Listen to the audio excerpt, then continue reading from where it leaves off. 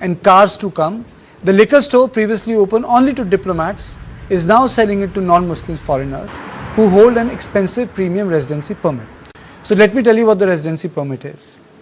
It's a premium permit limited to few people who have been conferred high status or have a high status, very wealthy, highly educated, either foreigners who are working in the government-owned entities or in critical sectors like health.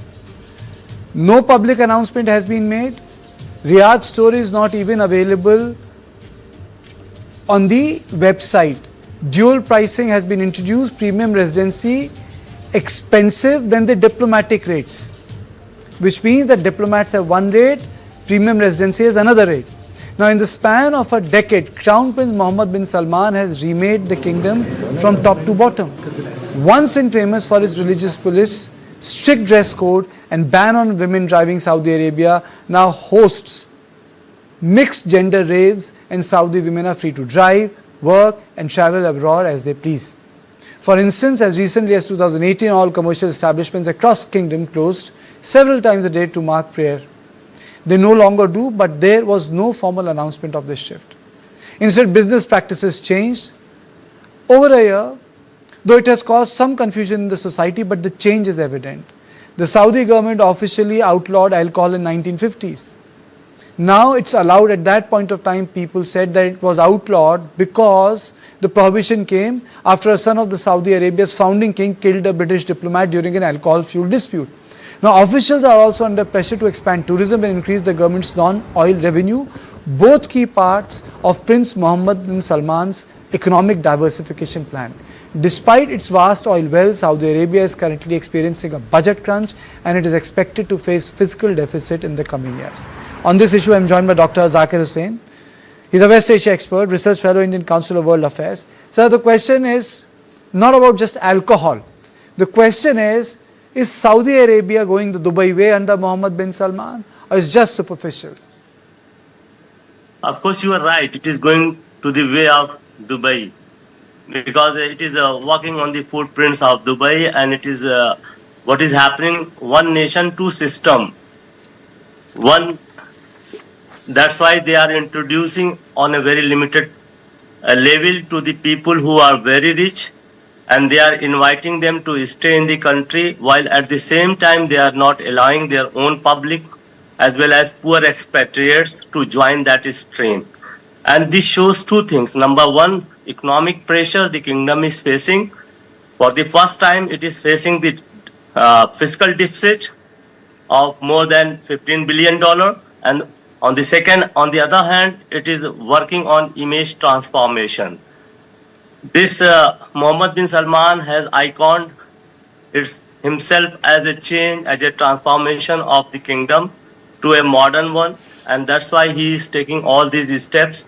But what I feel that there might be a backlash in the background nurturing, because everything is going on, only the youth and the foreigners are enjoying these benefits, while the rest of the people are still conservative. So what I feel that Saudi Arabia is at a crossroad of Dubai on the one hand, and on the other, it is also, if it is not taking measured approach or whatever, taking the consideration of the public, it is at the crossroad of Iranian Islamic Republic. Because if backlash becomes overpowering to the regime, then there might be a major upheaval in the country. While if it succeeds, then it may turn into a Dubai model in a limited enclave. Is it because it is custodian to the two most holy shrines of Islam? Is it because of that?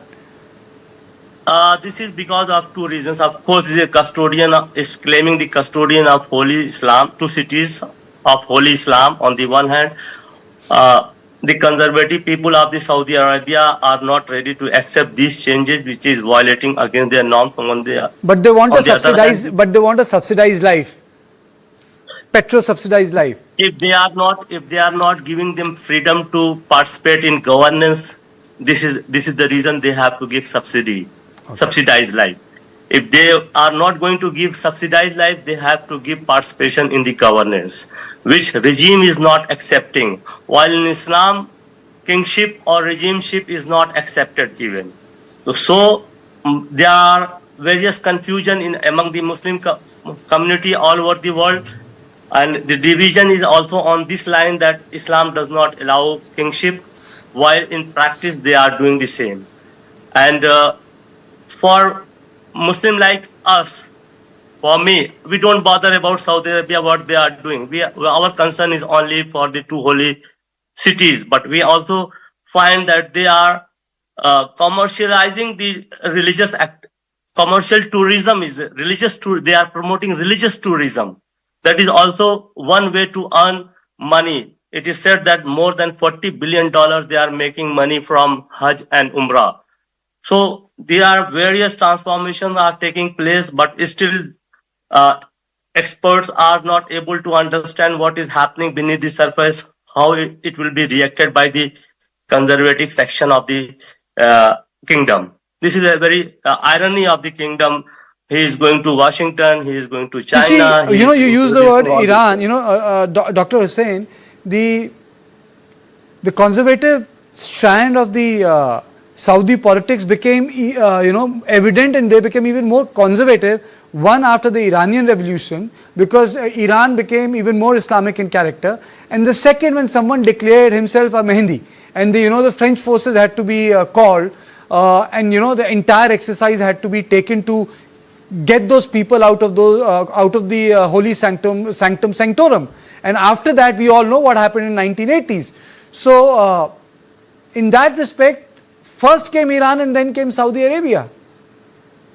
Just I am comparing with Iran, that Shah of Iran, Raza Shah Pahlavi of Iran, also experimented with the same extreme liberalization of the country. Okay. That created backlash, and that he was not able to grasp the psychologies of the people.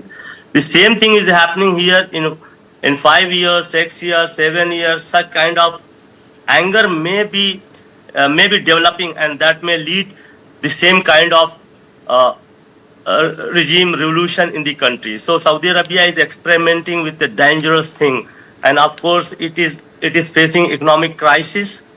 Oil is no more. America is challenging as a competitor in the world market. We see what President Trump is doing, forcing every country who were the first buyer of Saudi Arabia, now they are buying American oils.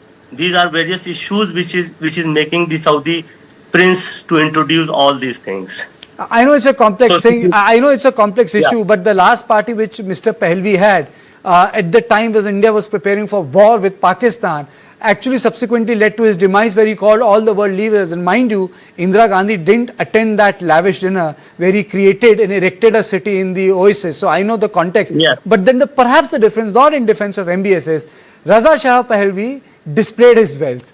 MBS has not done that on your face. I think that's the difference we have to... there is a difference. There is a difference, but I've really run short of time. But some other time we'll have a longer debate on Saudi Arabia with you. So this is all I had on On Point today. I'll see you tomorrow at the same time. Thank you and good night.